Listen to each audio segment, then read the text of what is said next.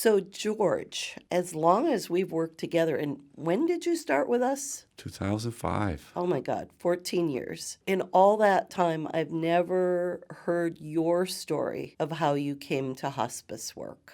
When I was in high school, I became depressed and had a breakdown and went to the hospital. And I met a chaplain who was a Lutheran chaplain. He was just a beacon of hope for me. He was a person who helped me see God present in more than just the Catholic perspective and more than just what society said was good. So that was in high school. And then after college and grad school, I went to begin chaplain training at St. Joseph Hospital in Tacoma, Washington. I found that I was attracted to it because of a couple of the leadership people there. Gordon Hillsman was inspiring at his humanistic approach to spiritual care. He noticed that I was somebody who tended to withdraw and go inside myself like a little turtle, and I was most comfortable in my thinking and writing rather than speaking spontaneously like this.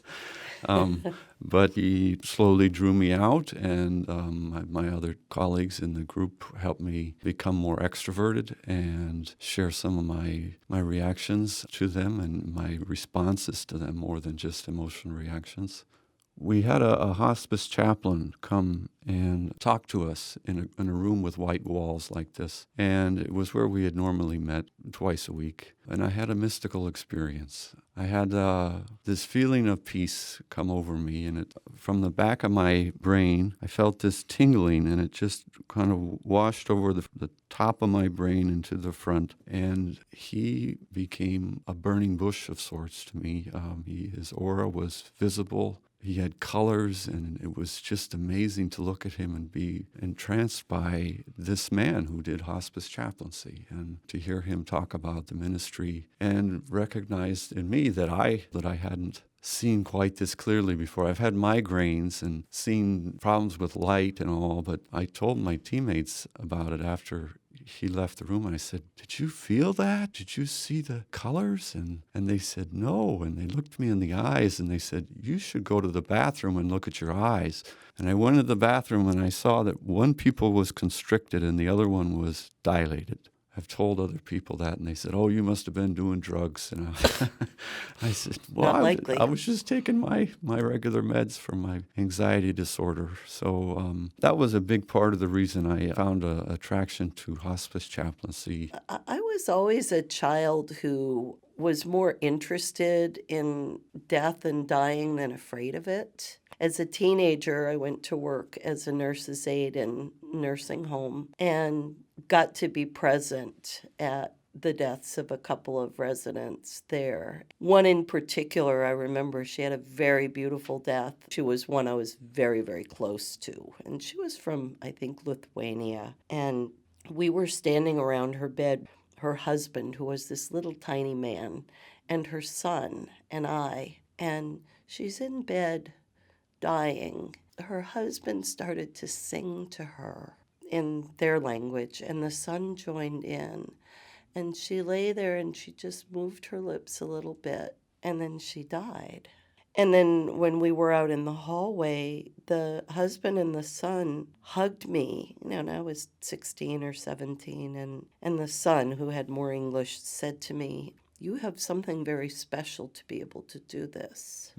And then I didn't really have anything to do with death and dying for quite a while because I was going to be in the theater. And I ended up in Seattle doing restaurant work. I share with you a background of having significant anxiety, depression issues that brought to bear a lot on my life. So had dropped out of school and just figured, well, I'm good at restaurants. I'm good with people. I like this. Then my mother's lymphoma relapsed.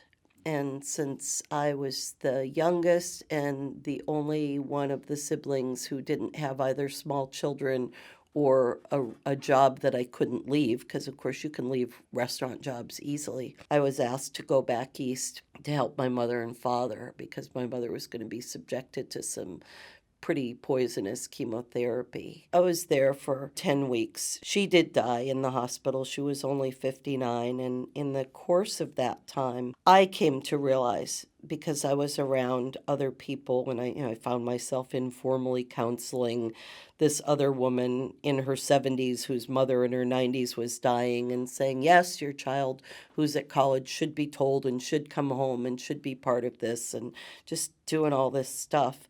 And I came out of it feeling like, oh, I can do more with my life. Okay. And then after I came back to Seattle, I just called the local hospices. So I called Hospice of Seattle Northwest, which had a hospice at the time, and told the receptionist I need to talk to whoever helps the patients and families, not the minister and not the nurse.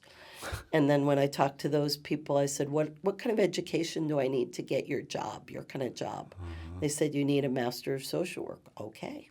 Called the School of Social Work. I said, what classes can I take on the weekend to work my way that I might get a degree and be able to get a Master of Social Work? They said, we have an undergraduate program. And so I applied to the program. I got a placement as an undergrad at Fred Hutchinson, which against my will, which led me to working with kids. Was it against your will to work with kids? Yes, because I'm the youngest in my family. And at that time, which was 1990, I said to the placement person, I said, I don't ever intend to have children. They make me nervous.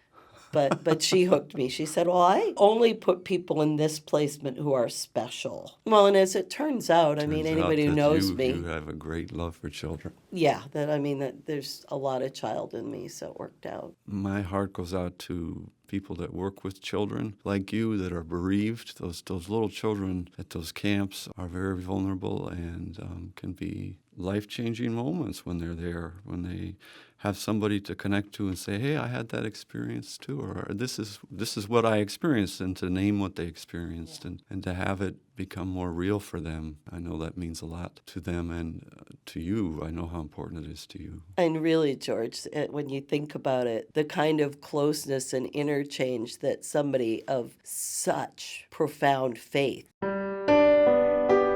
can share with somebody who is so doggedly dancing on the lines of atheism all the time is really, I think, is pretty beautiful.